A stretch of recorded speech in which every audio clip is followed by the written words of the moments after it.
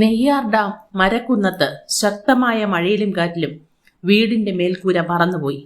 വൻ ദുരന്തം ഒഴിവായി. നെയ്യാർ ഡാം മരക്കുന്നത്ത് ശക്തമായ മഴയും കാറ്റും മൂലം വീടിന്റെ മേൽക്കൂര പറന്നുപോയി. വസന്തയും മകൻ മനോജും താമസിക്കുന്ന വീടിന്റെ മേൽക്കൂരയാണ് ഇന്ന് വൈകുന്നേരം അതിശക്തമായ കാറ്റിൽ പറന്നുപോയത്.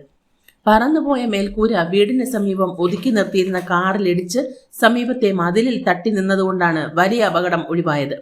സംഭവ സമയത്ത് വസന്തയും ശാരീരിക വൈകല്യമുള്ള മകൻ മനോജും വീട്ടിനുള്ളിൽ ഉണ്ടായിരുന്നു. സംഭവത്തെ തുടർന്ന് ഇരുവരെയും നാട്ടുകാർ സമീപത്തെ വീട്ടിലേക്ക് മാറ്റി പാർപ്പിച്ചു.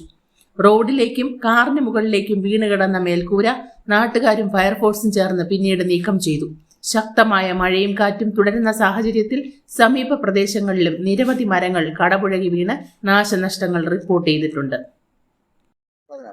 അവൻ സുഖമില്ലാത്ത കൊച്ചാണ്. അവൻ സ്കൂളിൽ പോയിട്ട് വരുന്ന വരവായിരുന്നു.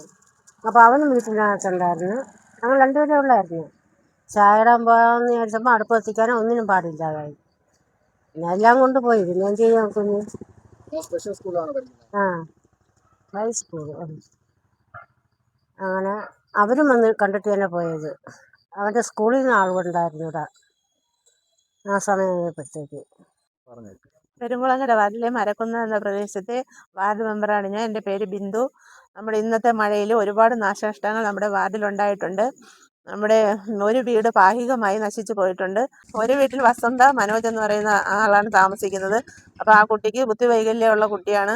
അവിടെ അവർക്ക് ബന്ധുക്കളോ വേറെ ആരും ഇല്ല. വേറെ താമസത്തിന് പോകാനായിട്ടുള്ള സാഹചര്യവും അവർക്കില്ല. ആരും സഹായിക്കാനും ഇല്ല. അപ്പോൾ എത്രയും പെട്ടെന്ന് അവർക്ക് അതിനുള്ള ഈ സഹായങ്ങൾ ഗവൺമെൻറ്റിൻ്റെ ഭാഗത്തു നിന്നും ഉണ്ടാകണം.